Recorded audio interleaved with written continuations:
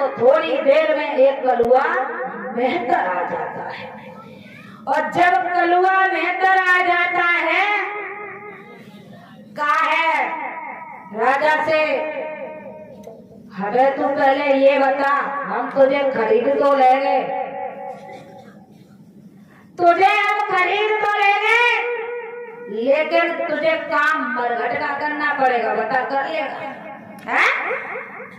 बोला है, देखिए समय की बात होती है, जब समय खराब होता है महाराज परीक्षित, तो वो लोग भी गाल पे तमाचा मार के चले जाते हैं जिनकी औकात खड़े होकर बात करने की नहीं है। जब समय खराब आता है, जिन लोगों की औकात तुम्हारे सामने खड़े होकर बात करने की नहीं है, समय खराब आता है तो वो भी गाल पे तमाचा मार के चले जाते हैं। याद रखना, उसे समय कहते हैं। बताया है क्या? कलुआ मेहतर की क्या औकात है जो एक राजा को खरीदने चला और ये पूछ रहा कि तू मरघट का काम कर लेगा? समय खराब है बस, और कोई बात नहीं है।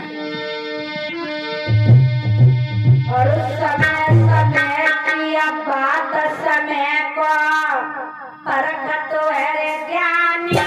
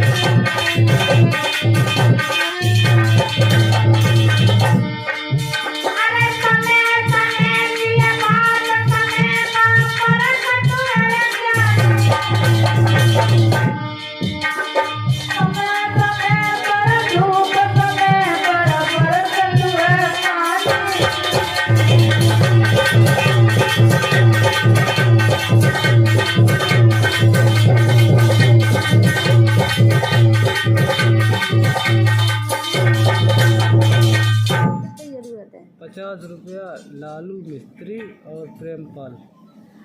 50 रुपए लालू मिस्त्री और प्रेमपाल भैया दे रहे हैं।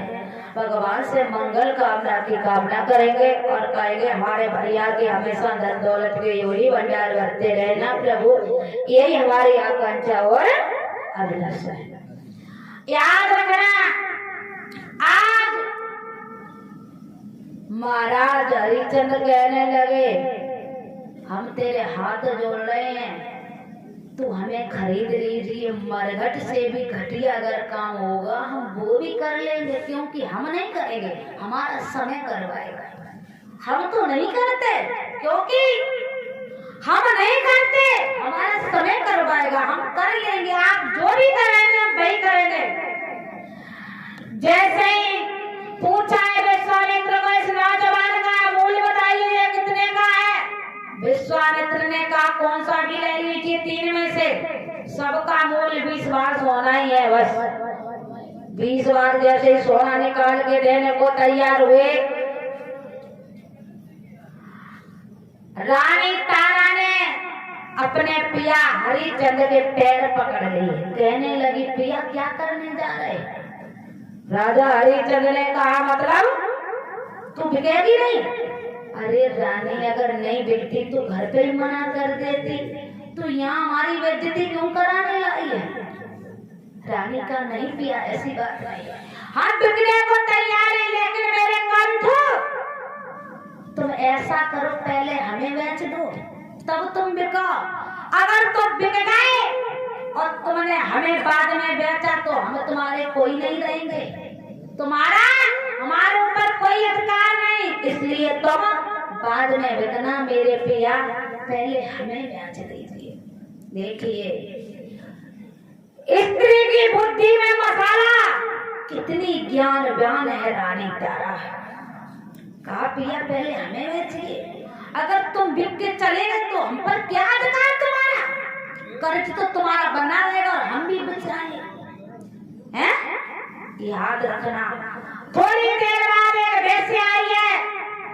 वेश्या ने कहा, अरे महात्मा, ये सुंदर लड़की खड़ी है, इसका मूल्य कितना है? महात्मा ने कहा, सुंदर लड़की का मूल्य 20 बार सोना, और आप चाहे कुछ भी कराइए, मुझे ये मतलब नहीं है, मुझे सिर्फ 20 बार सोने से मतलब है। रानी भगवान से प्रार्थना करने लगी, हे प्रभु, आज दिन तक मैंने किसी के भाई को, किसी भी बहन के भाई को गलत दृष्टि से नहीं देखा, और आज अगर ये वेश्या मुझे खरीद कर ले जाएगी तो मेरा धर्म चला जाएगा।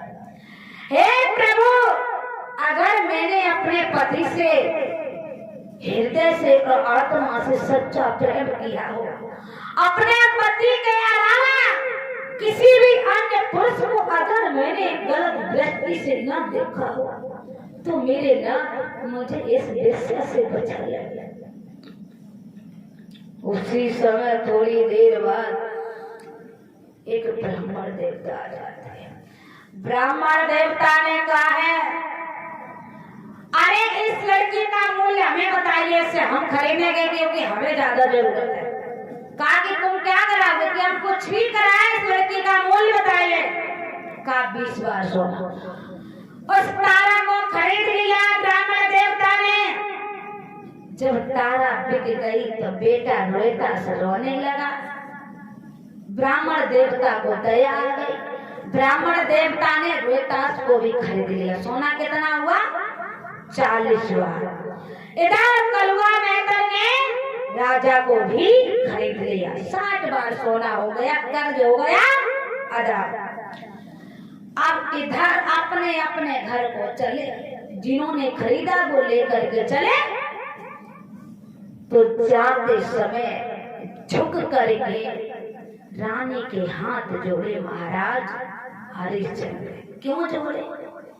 कहने लगी, रानी हमें माफ कर देना, हमें माफ कर देना।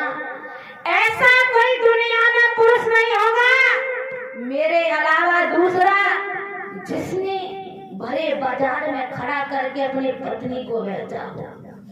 मैं ही वो पहला पापी हूँ, मैं ही वो पहला भागा हूँ जो मैंने अपने इन हाथों से अपनी धर्म पे चलने वाली पतिव्रता पत्नी को बेच दिया।